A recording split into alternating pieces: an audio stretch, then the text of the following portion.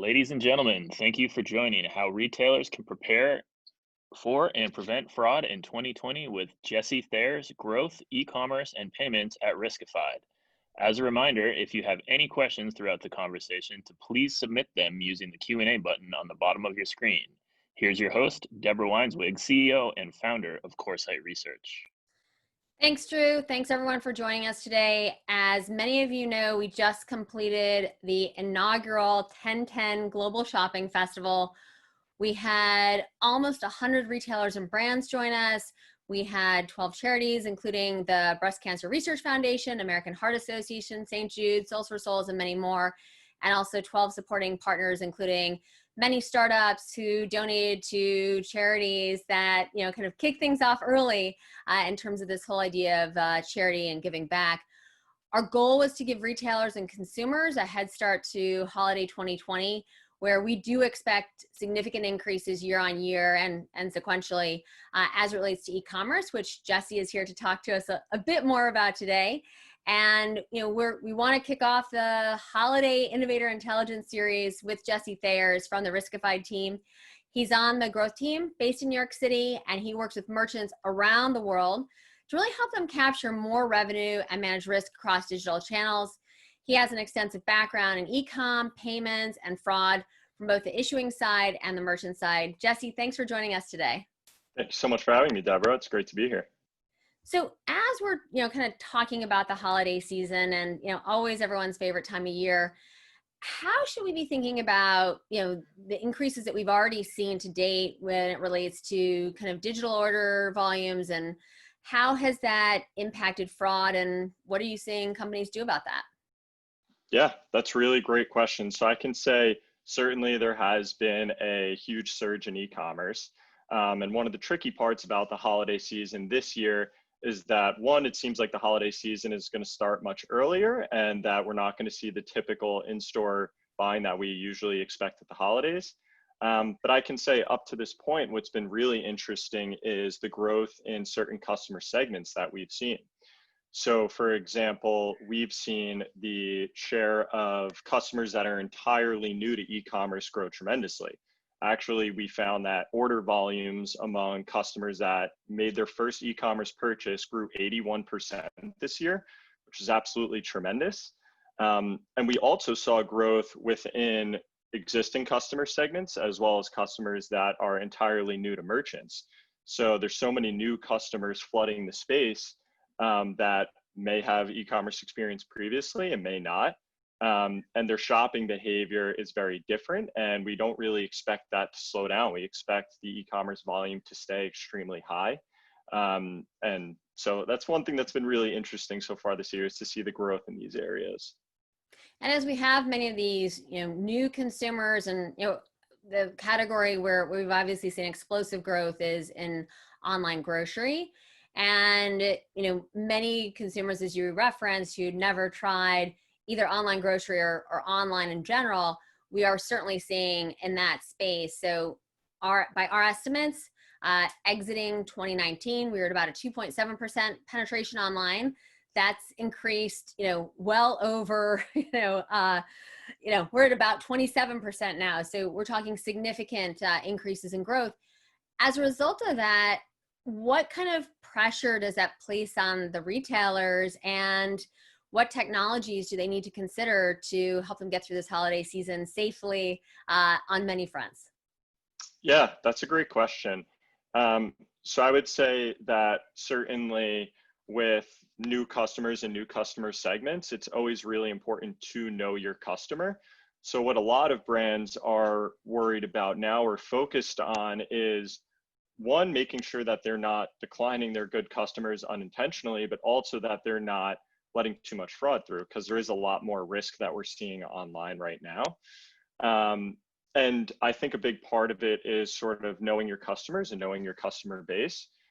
So for example, with these new customers to e-commerce that have never shopped on e-commerce before, interestingly enough, the device preference they have is mobile apps.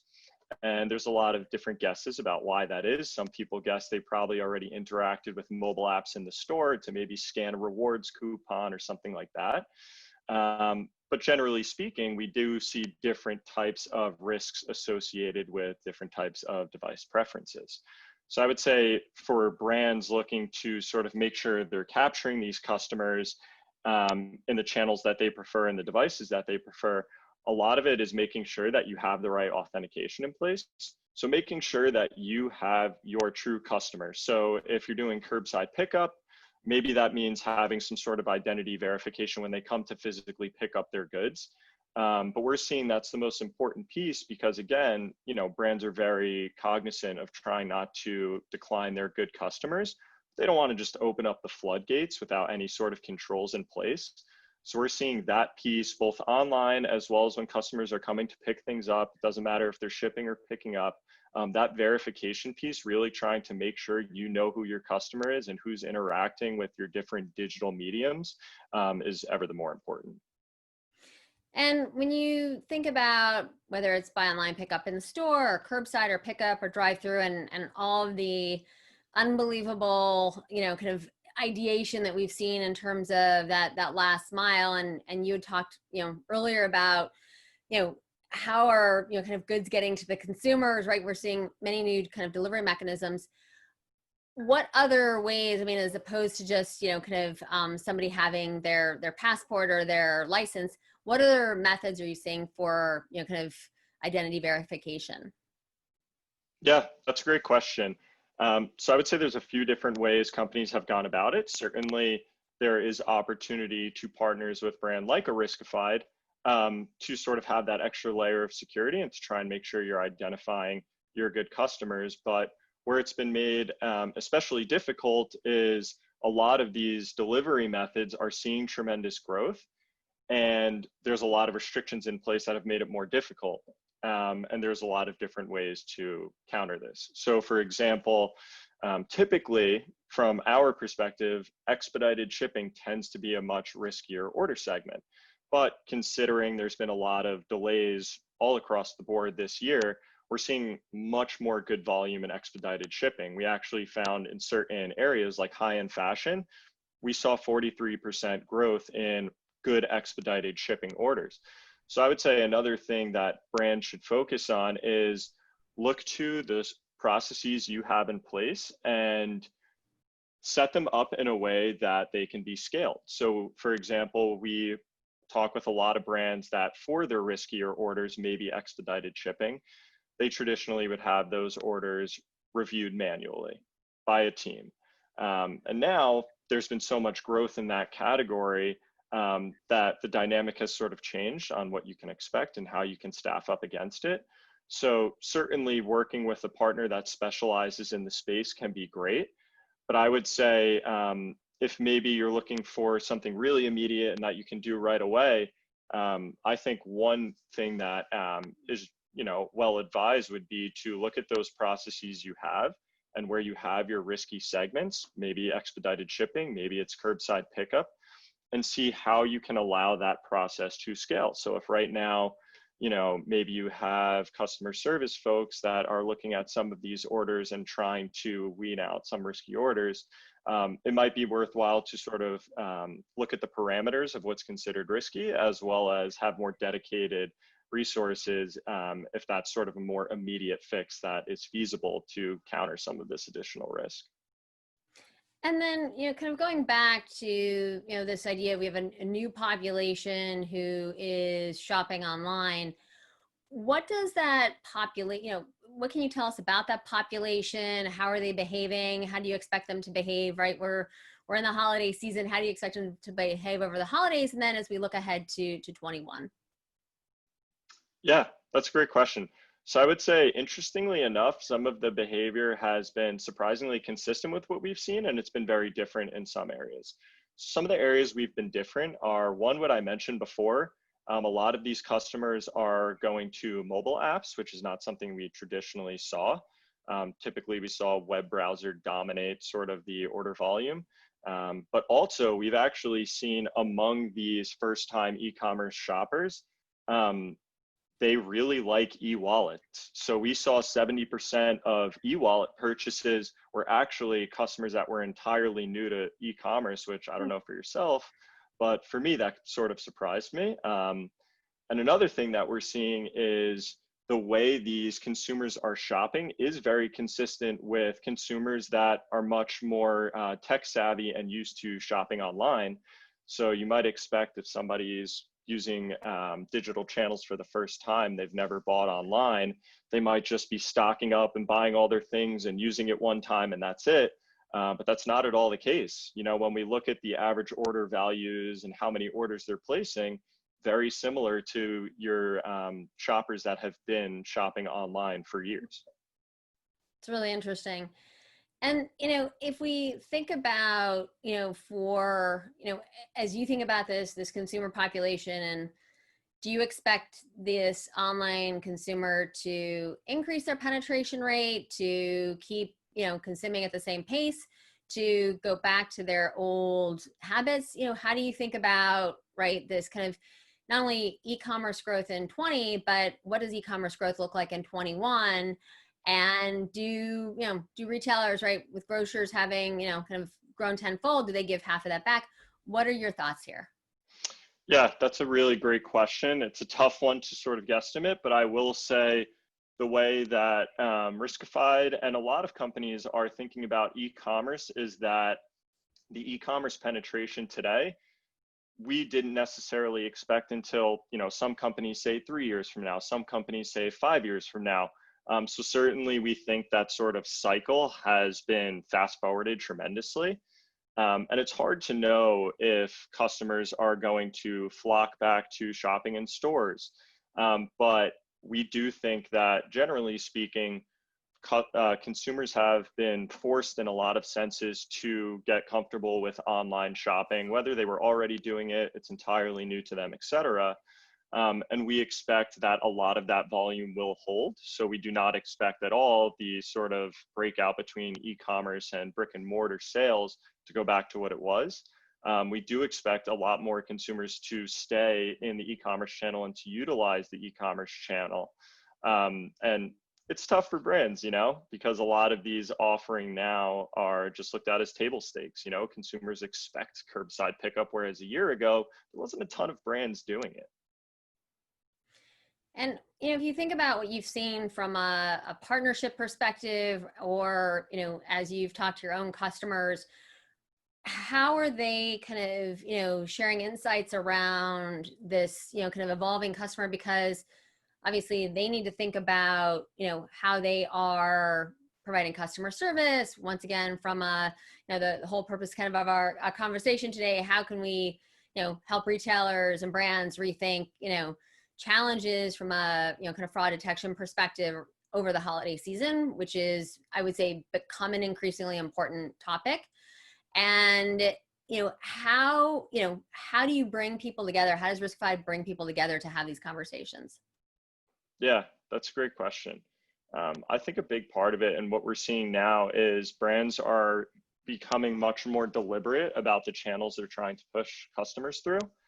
And I think that's a big part of it. So a lot of the times, you know, the way brands would think about loyalty was very specific to getting that customer retention, the LTV of the customer, et cetera. But now the way a lot of brands are approaching royalty is really centered around what they're doing in specific channels to keep customers there. And that's how they're preparing for the holidays in a lot of ways. So I'll give you an example. Subway, not a retailer, but this year they had, you know, they got a new CEO last year, really big focus on growing their digital volume. So they brought back, everybody loves the $5 footlongs. They doubled down and said, we're doing 2 footlongs for $10, but you have to order online, either on the desktop browser or in the mobile app. And so they made a huge push to concentrate so much of their volume in the channel they wanted. And so for us, in trying to understand how brands are thinking about the holidays and how they're looking to approach the holidays, it's interacting with a lot of course, prospective customers, but also our existing customers, and getting a sense of strategically, what are you focused on right now? Like, regardless, you know, to have Riskified, we're partnered with you, this is great, but what are you thinking about for the future? And how is this has this impacted your current business plan? So maybe before this, they were really focused on cross-border commerce. Is that still the case? Is that something you're still really focused on going into the holidays, or has that kind of shifted? So I think it's really important now more than ever to get an understanding of where brands are looking to move strategically across different channels, because so much is up in the air and it's really hard to know where things are going to go. How does global cross-border e-commerce come into play here, and what kind of additional complexities does that drive? Yeah, that's a great question. I would say generally speaking, we tend to see more risk associated with cross-border commerce than commerce contained within a single country. I don't think that's incredibly surprising, but at scale, we generally find it riskier. I think what's been made really difficult now is because of a lot of the delays in logistics and shipping and fulfillment. A lot of cross-border commerce has sort of calmed down, and it's been contained more in individual countries. We're starting to see that picture change. We're starting to see cross-border commerce pick up quite a bit, especially in certain markets.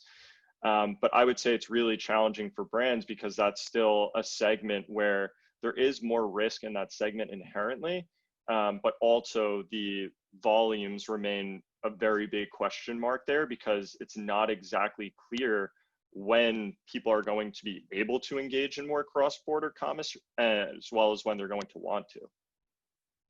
And then, we've heard about this idea of, unified commerce for quite some time. How, I think as retailers are planning ahead to 21 and beyond, that's certainly an area of focus for them. How do you see retailers, kind of providing this unified commerce experience and, at the same time, mitigating any risk factors? Yeah, that's a really great question. And it's really tough. I would say that's one area we see brands focus on quite a bit and spend a lot of time focusing on it. I would say that it's important to understand certain markets and what certain markets look for. So for example, in the European Union, we see e-wallet transactions are much more commonplace than they are in the United States. That's just one example. And similarly, for certain countries, we see that there's almost no mobile and they really like shopping online, for example. So I think being very cognizant of the shopping behavior in markets brands are looking to expand into is really important, because it will also help you sort of identify the risks in those markets, which are very different, because we do see sort of the fraud tactics and MOs in certain markets can be very different. And a lot of it is based on the good shopping behavior that is typical for that region. Great. I'll ask one more question, then I'll allow the audience to get theirs asked. So please, anyone, if you have a question, use the Q&A at the bottom of your screen, and we'll get to it in just a second. So if you think about, right, starting off 2020, what you thought the world was going to look like, right, things definitely changed. How did this impact, right, if you have data that you can share, right, what we've seen from a fraud perspective, and how do you expect that to, evolve, grow, decline in 2021? Yeah, that's a great question. I would say certainly we've seen fraud rates for certain industries, they have changed significantly. For some industries, they haven't really changed a whole lot. And in some cases, we've seen even less fraud. So like I mentioned, expedited shipping, we typically viewed that as a pretty risky category, but now we're seeing a lot of really good volume there. But I could say where we saw a big difference coming into this year is fraudsters are really smart and crafty about looking for the lowest hanging fruit, so to speak. So oftentimes, they'll look for brands that offer same day fulfillment or next day fulfillment, or they offer curbside pickup, where a lot of it tends to revolve around tight fulfillment windows, because they figure regardless of what sort of process is going on in the background, we're limiting the amount of time they can catch us, so to speak, or they can flag us. So I would say coming into this year, we had a sense of, this is typically where we see fraud, these types of products, these types of markets. And that picture has shifted entirely. So, previously you would tend to find more malicious activity in like high-end fashion or electronics. You know, it makes sense. Somebody would love to have an iPhone or a flat screen or a Gucci bag. Those things are extremely easy to resell. Whereas now some of those categories like high-end fashion have taken quite a hit, but you're seeing categories like electronics and like home furnishing and home improvement goods spike tremendously. So now we're seeing, you know, fraud rates and the fraud sort of flock to these areas where their order volumes have just gone through the roof. You know, they're trying to just sort of get caught in the mix. And at least through the end of the year, I can say that while we don't necessarily have specific anecdotes about what industries are going to be hit the hardest, we do certainly expect that a lot of the risk and malicious behavior will be concentrated and focused on some of the tighter fulfillment windows, which is why I keep mentioning sort of the expedited piece as well as the buy online, pick up in store piece. And it, you know, at least for now, might shy away from sort of the cross-border international piece because there are so many limitations there that it's just a lot more difficult to actually perpetrate fraud in those markets now. Great. Now, very interesting. So let's turn over to our audience. So first question for you, Jesse, where should e-commerce companies look to identify fraud? Yeah, that's a tough question. I would definitely say it depends on your industry because every industry operates very differently. But I would say, you know, generally speaking, you know, it's always important to look at what your riskiest segments have historically been, because odds are they were your riskiest segments for a reason, and there's something about them that allows fraud to be perpetrated more easily. So I would say now more than ever, it's really important to focus on your risky segments. And again, that can be different for every brand. For some brands, that's going to be, you know, their orders that are 2x the average cart value. And for other brands, that is going to be their expedited shipping orders. So it really does vary by industry. But I would say generally speaking, you know, your riskiest segments tend to remain your riskiest segments unless there's some big drastic change in business model. Great. And then I think we pretty much tackled this. Maybe we want to take another bite at the apple. One of the questions from the audience, how does the current growth in online sales create opportunities for fraudsters? Yeah, that's a good question. I think we did touch on it quite a bit, but some things I'll add. A lot of the opportunities that have been created for fraudsters were born out of a change in good shopping behavior. So for example, now the entire gifting landscape has changed drastically. E-gift cards were always really big, but we've seen e-gift card sales grow 1.5x year over year. And that was going through Labor Day 2020. That's an extremely risky product just generally.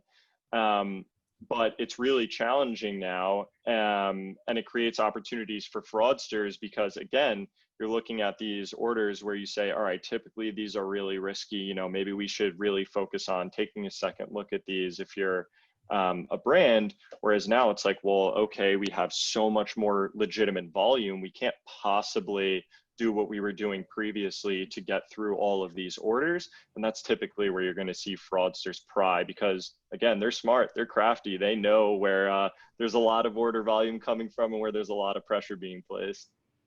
Well, that pretty much describes the holiday season, right? Yeah, exactly. Yeah. All right, another question. As we now all work from home and shop online, what are some precautionary measures we can take as shoppers to help prevent e-commerce fraud? Good question.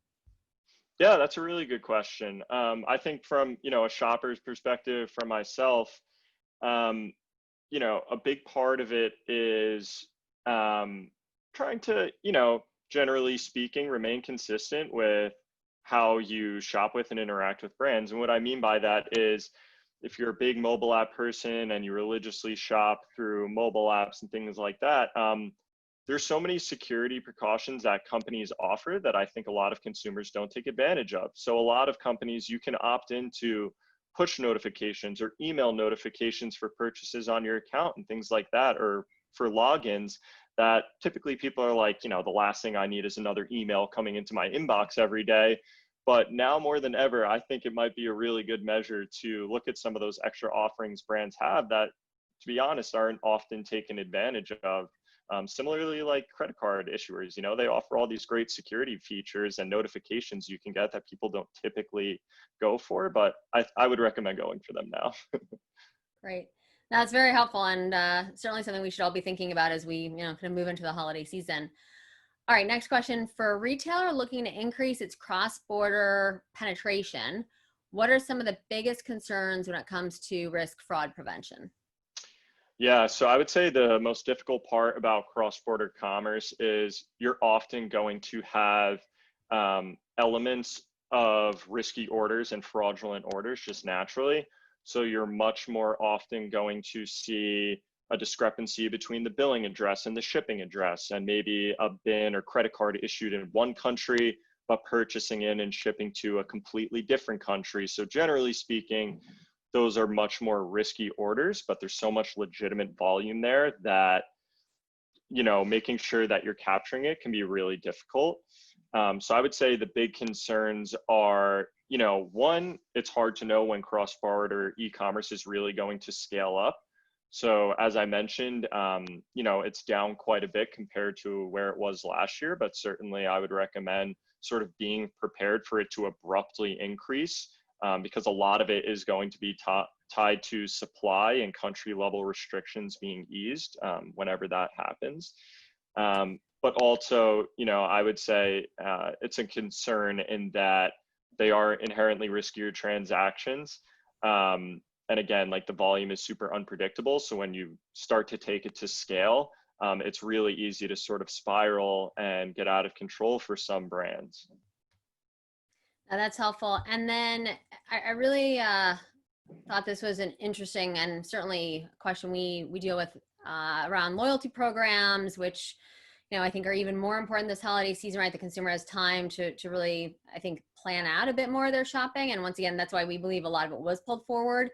And there's been a lot of discussions. We've had them, I'm sure you've had them, around data privacy or privacy, however you want to say it. And then how can retailers rethink their strategies around this to help consumers feel more secure with sharing their data or purchasing information? Because, in many cases, right, that ends up helping to protect all of us.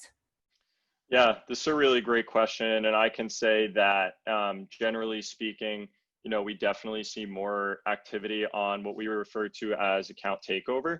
So you can go on the dark web and you can find login credentials for sale for virtually any brand that has accounts online.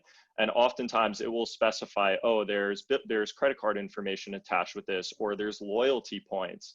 And that can be really tricky because you might have somebody that gains unauthorized access to a customer's account, but they're just taking the payment information from the account and they're going down the road to use it elsewhere. So you never see a transaction come through.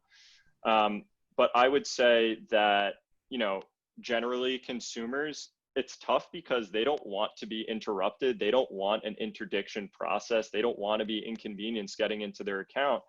But I think it can be really helpful to start to look at some of these sort of passive security measures that, one, you have security in place, but you're also giving customers that comfort. So I think now customers are going to be much more likely to opt in to, say, a soft email notification letting them know they logged into their account, or a text message. It doesn't have to be a hard stop. You don't have to require a response to the email.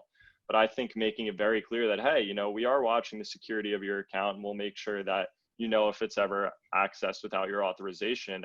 I think that's going to become even more important going forward. And that's not exclusive to sort of the fallout of the pandemic, if you will. I think that's just generally a trend we've been seeing. Great. All right. We've got 3 questions and call it a minute and a half. So we'll do a little bit of a lightning round. Are there specific retail categories more susceptible to fraud? Apparel, luxury, electronics? Yep. Definitely high-end fashion. Definitely electronics, anything that is really easy to resell, and then any digital goods. So like digital gift cards, the challenge there is the fulfillment is often near instant.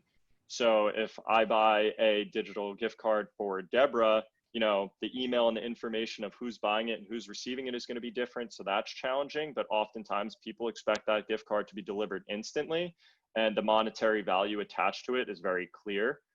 So those are generally the riskiest categories.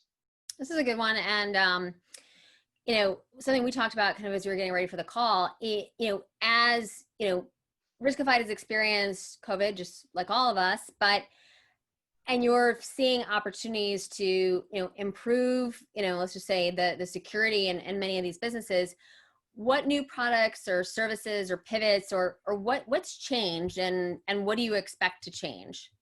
Yeah, that's a really great question. I could say there hasn't necessarily been a tremendous tailwind. For the negative, I would say it's been really interesting to see how some businesses that had a very small e-commerce presence, it absolutely skyrocketed, and now it's like their most dominant revenue stream. And as it relates to the products, we have a pretty diverse product suite that can work to prevent fraud and protect brands all throughout sort of the customer journey and the payment funnel. But now, at least personally, it seems like there's been a lot more attention around our account protection products. So what I was just speaking about, as well as some of our representment focus, which can wean out some of your friendly fraud or liar buyers. So people that are buying goods, saying it wasn't them. We have products to sort of recoup that revenue and automatically go through the chargeback process so that you can make sure your true customers that bought goods are being held accountable. There's like a whole new language here, Jesse. Yeah, you need to come on and teach us. All right, last one, and you've done amazing. Do you think that technologies like two-factor authentication adequately protect consumers? I think it depends on how it's used. I think certainly two-factor authentication it can be really powerful. I know for Riskified, we have to use two-factor authentication to access certain things, and it's really great. But I would say the challenge with two-factor authentication is, while again, any sort of interdiction process you introduce in a customer's purchase or in logging into their account can ultimately make it more secure. But a lot of customers don't want that. They want the benefits of the security without having to actually deal with that process. So I think two-factor authentication can be a good thing, but I also think there are a lot of ways to protect your business, to prevent fraud without having that sort of friction in the process. Great. We to close it out, I just dropped a link in the chat. We have at Coresight, we have a retail tech series that we take very seriously, and we approach topics like this. We put out a deep dive October 7th, and it was on loss prevention. The title was, I love it, Loss Prevention Technology, Staying Ahead of the Bad Guys. But just to follow up on much of our conversation today, which I think we just started to skim the surface. And Jesse, thank you. I have a whole new language and just getting started, but really interesting. And you've given us a lot to think about as we enter the holidays. So thank you, and have a great day. And thank you everyone for joining us. Jesse and I are here if you have questions. Take care. Bye-bye.